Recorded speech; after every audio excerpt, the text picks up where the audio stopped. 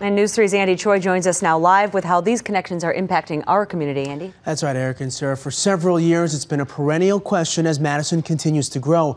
Are those from the big city bringing with them big city crime?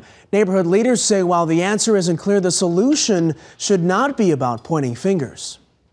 Do you guys play football out here? Yeah, we play. Yeah, what time's practice start? As Madison's Southside Raiders plan a game time strategy, neighborhood officer Jody Nelson hopes to pass along some off-the-field wisdom. I would say it's the greatest part of my job.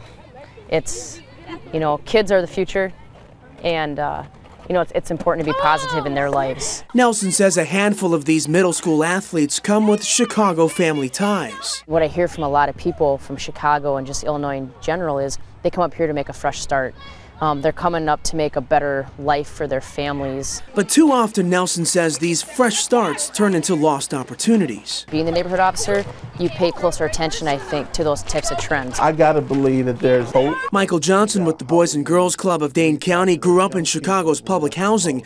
Johnson says those turning to Madison from the big city are looking for a sense of belonging, something he hopes the community can provide together. And so whether people live in Chicago, from Chicago, the bottom line is if they're citizens and if they live here in Madison, they work here in Madison, we need to make sure that there's services here, to support them. What position are you playing?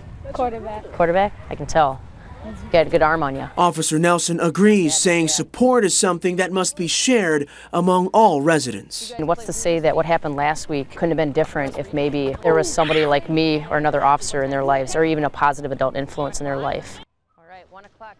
Once again, we're told in last week's homicide, folks in the shooting have ties to Chicago. Police add it's a challenging task, though, quantifying the actual number of crimes connected to Chicago or other outside communities. We're learning oftentimes those involved in the crimes don't have a permanent address anywhere. Community leaders also stress the need for Madison to provide even stronger educational and professional opportunities for those seeking them out. Certainly. All right. Thank you so much, Andy. You're welcome.